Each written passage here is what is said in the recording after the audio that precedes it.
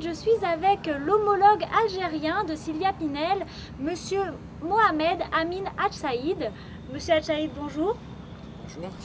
Monsieur Hadj-Saïd, merci de nous accueillir sur ce salon. Sans plus tarder, je vous propose de rejoindre notre consoeur Émilie Lothar, qui se trouve déjà sur le plateau. Un plateau aménagé dans un mélange de tradition et de modernité.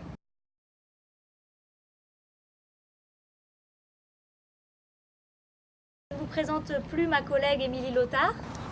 Bonjour. Bonjour. C'est une vieille connaissance. À vos côtés se trouve le directeur général de l'Office national du tourisme. En rejoignant le plateau, vous me disiez qu'entre la France et l'Algérie, il n'y a qu'une rive et que c'était à nous de faire en sorte que le trait d'union entre les deux rives soit mis en avant, car effectivement, il y a beaucoup de choses à partager. Avec cette émission, on peut dire que le message est passé auprès de vous, Monsieur le ministre, pour l'Algérie et de Sylvia Pinel pour la France. Monsieur le ministre, vous nous accueillez aujourd'hui dans le cadre du 14e Salon international du tourisme et des voyages. Le thème cette année, c'est le tourisme interne, une priorité nationale. Est-ce que vous pourriez nous expliquer les raisons de ce thème, les choix qui l'ont motivé?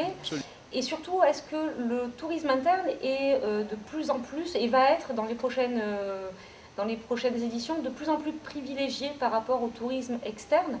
Ou alors il s'agit de faire un juste équilibre entre les deux? Merci beaucoup. Donc d'abord, merci encore pour IMAD TV, pour vos efforts de promotion à destination de l'Algérie. Merci beaucoup. Pour la thématique de cette année, effectivement, c'est le tourisme interne, une priorité nationale, pour la simple raison qu'une destination digne de ce nom doit se construire à l'interne avant de se construire à l'externe.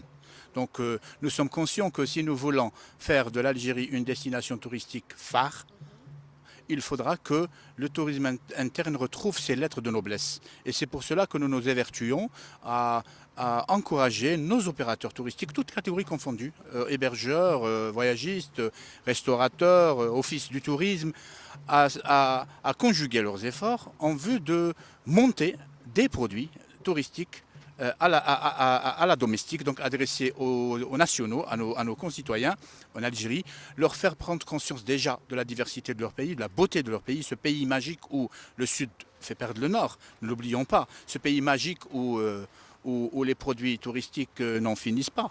Alors, c'est une priorité nationale, bien sûr, mais c'est une priorité, je dirais, toute naturelle, parce que nous ne pouvons pas penser à l'international avant de monter le national. Ce serait un petit peu, si vous voulez, avoir des chemises avant d'avoir des dentelles, avant d'avoir des chemises. Ça serait comme une étape, en fait. D'abord, on privilégie l'interne pour pouvoir ensuite se redéployer sur l'externe, sur l'international. J'ai envie de vous demander, est-ce que ce choix n'a pas été un peu dicté par l'événement qui a eu lieu, l'événement tragique qui a eu lieu à In Amenas, ou vraiment pas du tout?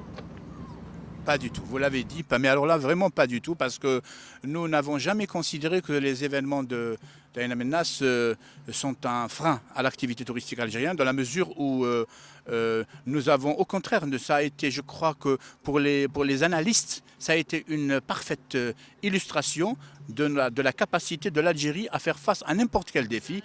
Voilà. Donc bien au contraire, moi je dirais que l'événement d'In Amenas prouve une fois de plus que l'Algérie est un pays sécurisé, un pays où on ne joue pas avec la sécurité, un pays qui se doit de mettre ses invités, entre guillemets, ses touristes, dans les conditions les meilleures, dans les conditions optimales en matière de sécurité, mais aussi en matière de confort, etc., pour ce qui est de la prestation touristique. Donc non, mais alors là, pas du tout. Ce n'est pas un redéploiement dû à un événement ou à un incident. C'est une stratégie pensée, réfléchie de la part du gouvernement algérien, sachant que, et vous le savez très bien, que le touriste algérien est un touriste que toutes les destinations courtisent, que toutes les destinations convoitent, parce que c'est un touriste d'abord très, très dépensier. C'est un grand voyageur, c'est un dépensier, et par conséquent, nous voulons l'inciter de rester chez lui, mais toutefois à condition de lui garantir des structures d'accueil dignes de ses attentes, dignes de ce qu'il trouve ça et là quand il jette son dévolu sur les destinations étrangères. On a bien compris, vous priorisez donc le tourisme interne. Et j'en reviens à ma première question, qu'en est-il vraiment du tourisme externe, notamment par exemple pour la population franco-algérienne, qui est donc une communauté très importante, et aussi des Français natifs d'Algérie, comme les Pieds-Noirs par exemple? Alors avant que vous répondiez à cette question, on va regarder, si vous le Oui. voulez bien, quelques réactions que nous avons recueillies auprès de ces touristes français natifs d'Algérie. Vous allez voir, c'est assez émouvant.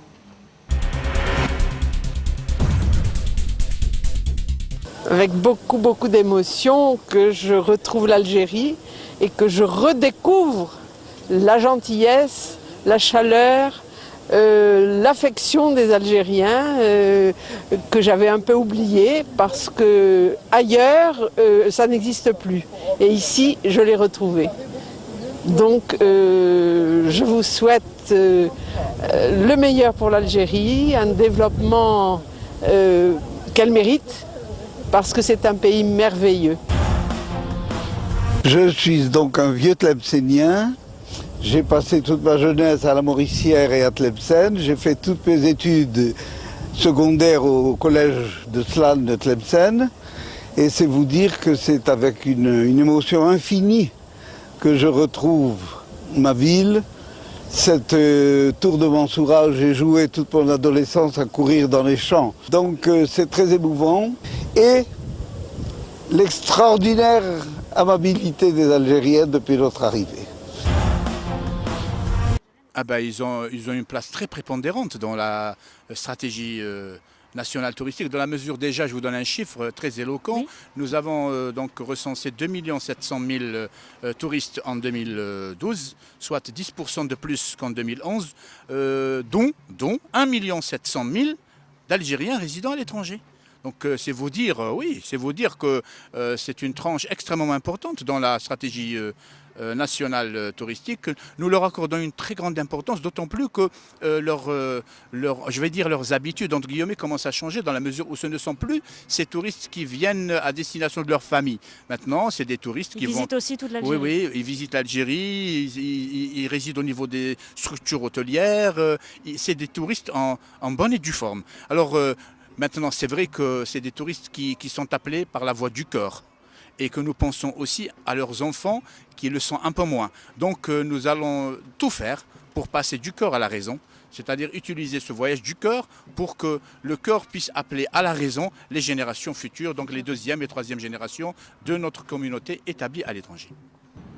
Quelle est la stratégie que votre ministère engage avec les autres organes du tourisme en Algérie, qui sont, j'imagine, vos partenaires ? Écoutez, la stratégie touristique algérienne, elle est approuvée par le gouvernement algérien déjà en 2008. C'est le schéma directeur d'aménagement touristique. On en a déjà parlé dans nos précédentes rencontres. Je vais juste rappeler ça, mais alors là de façon très rapide. C'est une stratégie qui s'articule autour de 5 axes. Alors oui, la promotion, l'investissement, la formation, la qualité, l'intersectorialité et le financement. Donc c'est un engrenage, c'est un ensemble d'éléments des éléments qui doivent évoluer en même temps.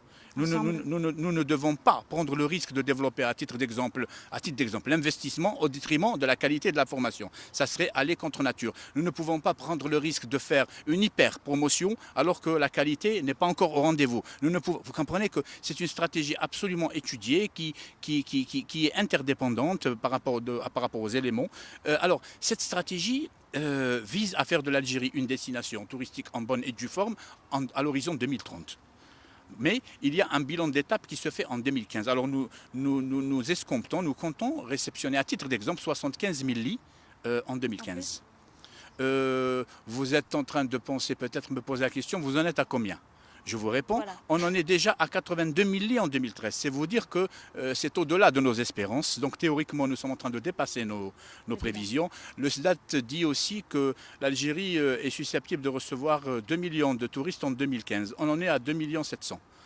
Même s'il est vrai que nous comptons aussi notre communauté qui réside à l'étranger. Donc vous comprenez que les choses avancent normalement, mais il ne faut surtout pas brusquer les choses. Il faut laisser le temps au temps. Il faudra que ce que nous voulons, c'est un petit peu imposer l'idée de l'industrie touristique et pas du tourisme.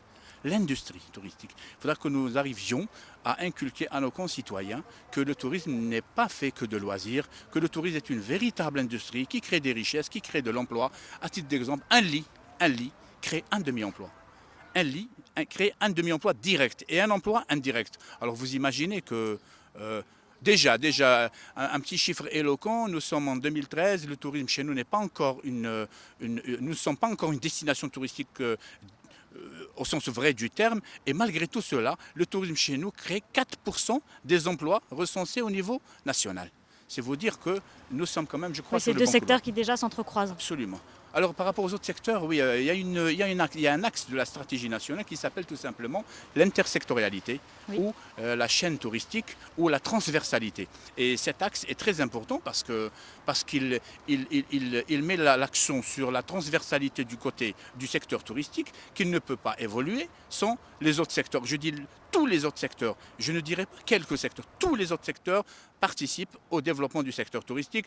On prend à titre d'exemple le secteur de l'hydraulique et on va vous dire que est-ce qu'on peut développer une zone touristique si cette zone souffre d'un déficit en matière en eau? Impossible. L'énergie. Par rapport à l'énergie électrique, à l'électrification, etc. Bon, les routes, je vous épargne les détails, donc les travaux publics, le transport, donc tous les secteurs. Et en Algérie, moi je vous dirais que nous sommes absolument optimistes par rapport à cette dynamique, parce que l'Algérie est en train de faire un bond prodigieux en matière de développement dans tous les domaines. Alors là, dans tous les domaines. C'est ce qu'on a pu constater sur le trajet de l'aéroport, hein. C'est un vrai changement par rapport à l'année dernière. Vous avez vu? Merci de le confirmer, parce que vous avez ce regard externe, donc ce regard extérieur objectif. Et oui, l'Algérie est en train de faire un bond prodigieux en matière de développement, et cela augure de lendemain extrêmement prometteur pour le secteur touristique, qui va être le premier et le principal bénéficiaire de ce bond prodigieux de développement.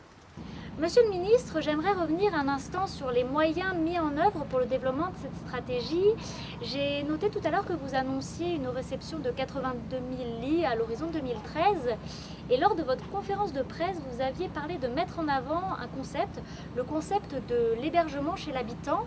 Est-ce que vous pourriez nous en dire un peu plus? Une initiative du gouvernement algérien, donc il y a une circulaire interministérielle entre le ministère de l'Intérieur et celui du Tourisme qui a été signée pour justement légaliser cette activité, le séjour chez l'habitant ou le logement chez l'habitant. C'est une formule extrêmement importante parce que d'abord, nous en sommes conscients, nous n'avons pas assez de lits pour faire face à la demande de plus en plus croissante algérienne en matière de tourisme national déjà, international ensuite. Alors cette formule vient à point nommé pour nous aider un petit peu dans notre démarche de trouver des solutions à même de faire face à ce déficit. Donc nous utilisons cette formule de séjour chez l'habitant qui permet d'un côté de régler relativement ce déficit, de l'autre côté d'inculquer comme j'ai dit, à nos citoyens, à nos concitoyens, cette notion de tourisme-industrie, donc qui ramène des richesses, parce que lorsque on utilise son logement comme location touristique, ça nous fait quand même des entrées économiques importantes. Donc on prend conscience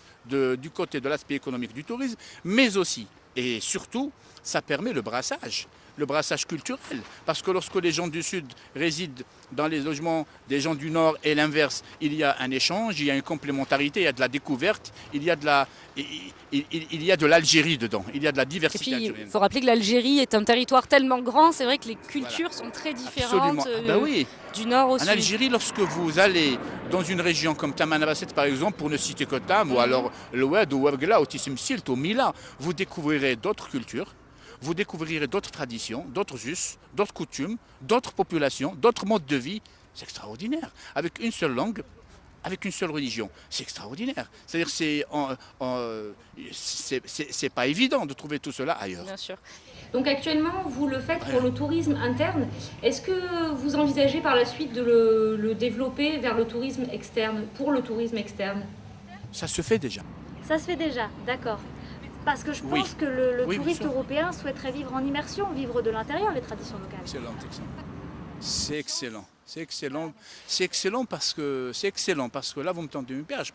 Parce que lorsqu'un touriste X allemand vient en Algérie, c'est pour vivre comme un Algérien. Tout à fait. C'est pas pour vivre comme un Allemand. Bien sûr. Vous avez raison, c'est excellent ce que vous dites, vous avez raison. Quand un touriste européen, asiatique, jette son dévolu sur une destination algérienne, je dis une destination parce que l'Algérie n'est pas une destination, mais des destinations. Alors lorsque le touriste européen ou asiatique ou autre jette son dévolu sur une destination algérienne, c'est pour vivre comme vivraient les Algériens. C'est pour manger comme mangeraient les Algériens. C'est pour penser. Donc c'est important, c'est très important D'être au plus près de... que de garder l'authenticité de sa destination. C'est très important que de ne pas se laisser influencer par le touriste, mais plutôt d'encourager l'inverse, parce qu'il faut le dire, beaucoup de destinations en pâtissent du tourisme international parce que on a souvent vu des touristes venir avec dans leurs valises leur culture, leurs us, leurs coutumes, et ça c'est pas bon pour les destinations locales, c'est pas bon pour les populations locales. Cet hébergement chez l'habitant, ça fonctionne un peu comme les maisons d'hôtes qu'on connaît en France, ou bien c'est différent? C'est l'un et l'autre, hein, finalement. C'est absolument l'un et l'autre. C'est-à-dire qu'on a vu plusieurs cas de figure. Il y a des familles qui préfèrent carrément laisser leur maison à la disposition du locataire, donc quitter la maison et la louer. Il y en a qui partagent la maison. Donc nous, on préfère le partage entre nous. Parce que le partage permet le brassage. Alors que la première catégorie ne le permet pas. Bon, mais on va dire petit à petit, l'oiseau fait son nid. Nous sommes en train comme je vous dis, de construire aussi bien la destination que les mentalités touristiques aussi. C'est très important. Avez-vous déjà des retours ou des bilans d'étape en quelque sorte? Oui, comme j'ai dit que ça commence à se faire. Il y a une région pilote en matière de séjour chez l'habitant, c'est la wilaya de Béchar. Et plus exactement, Tarit. On connaît l'oasis enchanteresse de Tarit. Du sud. Tarit est une oasis où pratiquement 70% de l'hébergement est chez l'habitant, absolument. C'est une wilaya vraiment pilote en matière de cette formule. Ah oui, il faut vraiment qu'on teste ça. Alors, Bah moi, oui, je vous conseille de la tester. Et croyez-moi, si vous la testez, on reviendra plus que comme ça. Vous êtes piégé, vous ne pourrez plus jamais. Ah oui, faites l'essai. C'est vous qui nous invitez? Avec plaisir, avec un grand plaisir. Bon, c'est noté alors, hein. Avec On plaisir. réserve les dates et on ne va pas Prenez tarder à des venir. dates et rendez-vous sera pris. Monsieur le ministre, j'aimerais revenir avec vous un instant sur un autre volet important du tourisme, la formation. Quels sont les moyens mis en œuvre dans ce domaine? Alors, bien sûr, la formation, c'est un pilier fondamental de la stratégie nationale parce que, comme je vous l'ai dit, nous ne devons pas prendre le risque d'encourager l'investissement qui est en train de connaître un engouement extraordinaire en Algérie. À titre d'exemple, je vous ai dit 82 000 lits déjà agréés par le ministère, 50 000 lits réellement en cours qui connaissent un taux d'avancement qui dépasse les 60%. Ça veut dire que le parc hôtelier algérien va bientôt avoir des lits aux normes. Maintenant, il ne suffit pas d'avoir des lits si en face la qualité de la main-d'œuvre qui va être appelée à gérer ces lits n'est pas au niveau de ces lits, absolument. Et c'est pour cela que la stratégie nationale s'appuie beaucoup sur la formation.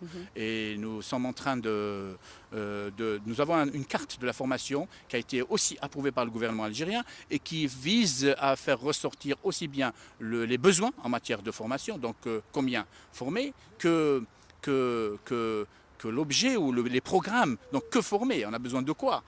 Que les lieux de formation, donc les instituts, les écoles, donc combien former, que former et où former aussi. Il y a tout un programme très très ambitieux à ce titre et nous ne ratons aucune occasion au cours de nos principales visites dans les wilayas pour sensibiliser les investisseurs. Je dis bien les investisseurs, ceux qui viennent d'entamer ou qui vont entamer pour leur dire est-ce que vous avez pensé à votre main d'œuvre? C'est une question qui les surprend parfois parce que ils sont pas habitués à l'entendre. Il est encore c'est pas leur première idée. Ouais. Je suis en train de construire, mais on leur fait prendre conscience, par exemple, que la formation d'un manager prend 2 fois le temps de la réalisation d'un hôtel.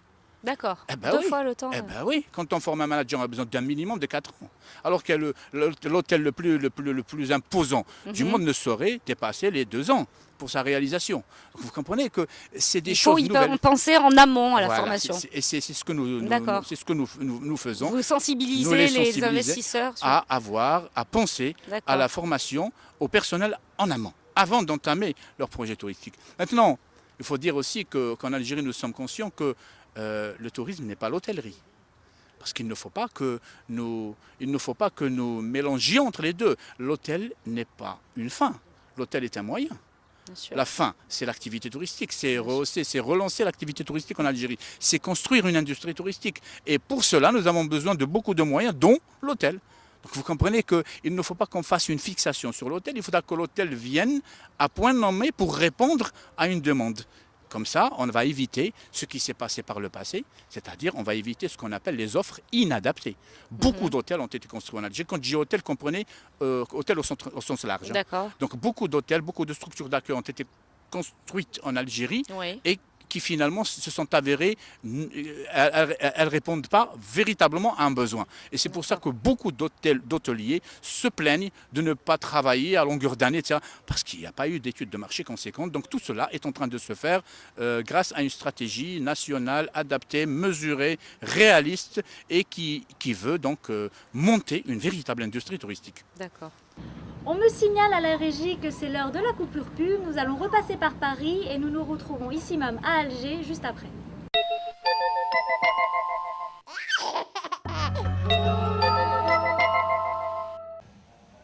Retour ici à Alger où nous sommes toujours au Salon international du tourisme et des voyages en compagnie de monsieur Mohamed Amin Hadj-Saïd, secrétaire d'État chargé du tourisme. Alors on parlait avant la coupure pub de la formation.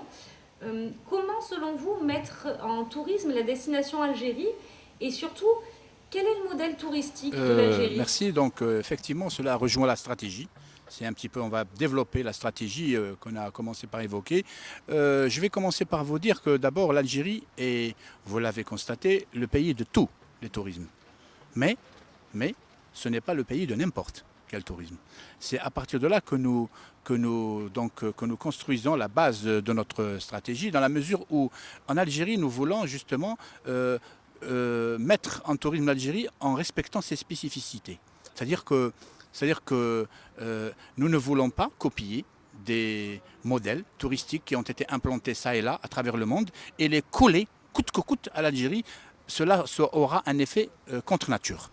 L'Algérie a ses spécificités. C'est pour ça que, bon, je vous donne une information capitale. Nous avons des schémas directeurs d'aménagement touristique de wilaya. Les wilayas, c'est les préfectures en Algérie. Tout à fait, donc nous avons 48 wilayas, donc 48 schémas. Chaque wilaya a son schéma directeur pour justement nous dire quelle est la feuille de route du tourisme dans cette wilaya. Donc déjà, au niveau national, on ne met pas en tourisme toutes les wilayas de la même façon. Alors, c'est vous dire que notre vision est très, je vais dire, particulière. Elle est très adaptée à notre pays. Et puis, nous voulons développer le tourisme durable. Nous en faisons notre cheval de bataille. Le tourisme durable, c'est quoi? C'est ce tourisme qui respecte l'écosystème, aussi bien naturel que le système des populations sociologiques. Un tourisme qui n'agresse ni la nature, ni les populations. Un tourisme qui s'intègre parfaitement à la région dans laquelle il est implanté. Alors c'est très important, le défi est quand même important, nous en sommes très conscients et par rapport à tout cela aussi, j'allais dire nous sensibilisons, mais nous allons bientôt passer à la phase suivante. Nous allons obliger les investisseurs à utiliser des matériaux de construction qui ne soient pas agressifs pour la nature. Selon la spécificité bien sûr du site dans lequel est implanté le projet, nous allons faire de sorte qu'il n'y ait plus de tout béton en Algérie. Notamment sur les côtes. Notamment sur les côtes, au niveau des écosystèmes fragiles, c'est-à-dire le littoral, le Sahara, les zones montagneuses. À l'exception du tourisme urbain, donc des villes où on peut utiliser de tout béton, ailleurs, on se doit de l'éviter parce que, vous le savez très bien, la ressource touristique est une ressource qui n'est pas renouvelable. Je parle du foncier. Et si on l'utilise mal, c'est terminé, c'est irréversible. Et non seulement nous allons donc irrémédiablement amenuiser les chances de développement du tourisme dans l'immédiat, mais ce qui est plus grave, c'est que nous allons hypothéquer l'avenir des générations futures. Et par rapport à là, l'Algérie veut s'inscrire dans une dynamique de développement touristique durable. C'est notre cheval de bataille, je vous le dis. Et par rapport à cela aussi, je crois que la tâche est ardue, dans la mesure où elle s'inscrit aussi dans un effort de sensibilisation sans arrêt. Monsieur le ministre, vous misez à long terme sur un tourisme sélectif, écolo et de nature vierge. Vous ne voulez pas du tout faire un tourisme de masse comme vos voisins proches. Merci de le relever.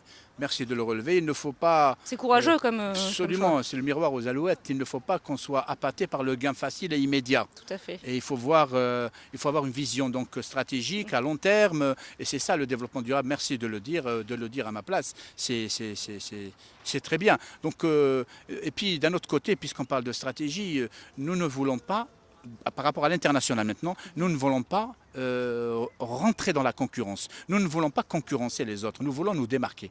L'Algérie est un pays qui n'a pas besoin de concurrence. Parce que si on verse dans le jeu de la concurrence, on va être perdant d'avance. L'Algérie a ses spécificités. C'est un pays d'excellence touristique. Nous ne devons pas faire du mimétisme.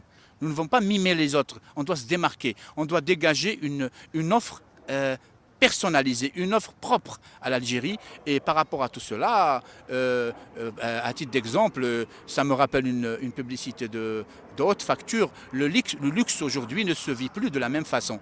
Vous voyez, il y a 10 ans et il y a 20 ans, le luxe c'était les 5 étoiles, les casinos. L'Algérie n'a pas besoin de ça pour construire sa destination touristique. L'Algérie est une destination d'excellence dans la mesure où le luxe aujourd'hui c'est quoi? Le luxe c'est la nature, le luxe c'est l'écologie, le luxe c'est l'air pur, le luxe c'est le bivouac. Et l'Algérie est un pays où le luxe est omniprésent. Alors à charge pour nous de le mettre en valeur, de faire la promotion de cette Algérie destination de luxe, destination qui doit se mériter. Et puis voilà. Et voilà, donc c'est une vision propre à l'Algérie, c'est ce que je tenais à dire. Nous ne voulons absolument pas, voilà, nous ne voulons absolument pas copier, absolument pas concurrencer. Nous allons nous démarquer, nous allons construire une identité touristique, une destination touristique à part, une destination touristique qui vise beaucoup plus la qualité que la quantité, parce que vous n'êtes pas sans savoir que ce n'est pas le nombre de millions de touristes qui fait la grandeur touristique d'une nation, mais plutôt la qualité de ces touristes. Voilà. Je sais que le domaine des nouvelles technologies vous est cher. Un mot à ce sujet? Écoutez, si nous ne voulons pas rater le train touristique, nous devons tout de suite, donc nous atteler à utiliser les technologies d'information et de communication dans le tourisme, parce que vous le savez très bien, plus de 60%, presque 70%, 69% pour être exact, des voyages se vendent aujourd'hui en ligne. Oui. Et puis, il est clair aujourd'hui que votre destination, votre région, votre pays, votre ville n'est pas ce que vous en dites, mais ce que les réseaux sociaux en disent, ce que Google en dit, ce que Facebook en dit, ce que YouTube en dit. Donc vous comprenez que maintenant, il ne suffit pas de dire nous avons un beau pays, il faut que les autres le disent. Et c'est ça le défi. Le défi, c'est de nous insérer dans une politique de promotion touristique qui utilise les technologies d'information modernes, comme vous l'avez dit, l'Internet, les réseaux sociaux, les sites web voilà, etc. Donc nous devons utiliser ces moyens si nous voulons justement être au rendez-vous. Et là, je crois que l'Algérie aussi est quand même sur la bonne voie, dans la mesure où on voit quand même de plus en plus de professionnels proposer des produits en ligne. Vous pouvez le constater ça aussi. C'est vrai qu'ils ne sont pas nombreux, mais ça commence toujours comme ça. Donc il y a des professionnels qui commencent à commercialiser en ligne, qui ont compris que la réputation touristique d'un pays est importante, parce qu'aujourd'hui, je vous donne un exemple, il y a quelques années, 2, 3, 4 ans, on faisait des spots à coût de milliers d'euros et qui étaient là justement pour ramener des touristes étrangers. Aujourd'hui, ces spots, aussi chers soient-ils, ne servent plus, ne suffisent plus, parce qu'aujourd'hui, le client, le touriste va chercher dans le testimonial, va chercher dans le témoignage, va sur les réseaux sociaux voir quelle a été l'appréciation du touriste qui a jeté son dévolu sur telle destination ou sur tel hôtel. Vous n'avez qu'à voir les sites comme TripAdvisor, le géant, pour vous rendre compte qu'aujourd'hui, ça ne suffit plus de faire des spots et de la belle publicité, parce que le client, avant de venir chez vous, il va se renseigner en net. Et par rapport à tout cela, nous n'avons pas le droit à l'erreur si nous voulons ne pas rater, comme j'ai dit, le train touristique. C'est vrai qu'Internet est un outil formidable, mais il y a quand même besoin d'un travail journalistique derrière, parce qu'on peut trouver quand même sur la toile un peu le meilleur comme le pire, si je puis dire. Alors je ne dis pas ça parce que je suis journaliste, mais c'est vrai que quand même il y a besoin d'un vrai travail d'enquête et d'investigation pour faire un peu le tri entre le vrai et le faux. Le temps passe vite, on me signale à la régie que nous arrivons au terme de notre émission. Monsieur le ministre, si vous aviez un mot de la fin à adresser à nos téléspectateurs via le câble en France ou aux téléspectateurs algériens via le satellite. Oui, d'abord je vous remercie, c'est ce que je dois dire et redire à chaque fois. Puis comme mot de la fin, je vous dirais que la destination Algérie est une destination, vous l'avez constaté, qui ne peut laisser personne indifférent. Cela va de soi. Et que bon, contrairement aux autres destinations où c'est la raison qui dicte le choix, du touriste, l'Algérie est une destination qui se dicte par le cœur. Et parce que c'est une destination qui se dicte par le cœur, nous pensons que celui qui jette son dévolu sur notre pays, sur l'Algérie, est un touriste qui raisonne par ses sentiments, grâce à ses sentiments, qui ne compte pas, qui ne voit pas à la dépense. Et puis ne dit-on pas que la raison, ou le cœur a ses raisons que la raison ignore. Alors je vous dirais pour terminer que la stratégie algérienne s'articule autour d'une idée très cohérente, comme nous l'avons vu tout au long de cette émission, construire progressivement une destination, une industrie touristique digne de ce nom. Nous nous inspirons, j'ai bien envie de finir avec ces vers de Boileau, du poète français Boileau du XVIIe siècle, qui a dit « Hâtez-vous lentement et sans perdre courage, 1000 fois sur le métier, remettez votre ouvrage ». Et je vous remercie. Nous allons nous quitter sur ces belles paroles de Nicolas Boileau, une poésie qui souligne à juste titre le trait d'union entre les deux rives de la Méditerranée, entre la France et l'Algérie. Et nous vous disons à tous merci de nous avoir suivis. Vous êtes d'ailleurs de plus en plus nombreux à suivre nos programmes, notamment via le satellite, dans tous les pays du Maghreb et notamment en Algérie. Donc je tenais en mon nom, au nom de toute la rédaction d'IMED TV et au nom de notre président, M. Bobeki, à vous remercier pour votre fidélité. Monsieur le ministre, merci d'avoir répondu à notre invitation. Beaucoup. Je compte toujours sur vous pour la visite du désert de Tarit. Merci Christelle, merci à tous de nous avoir suivis. À très bientôt. Merci à tous, au revoir et à très bientôt.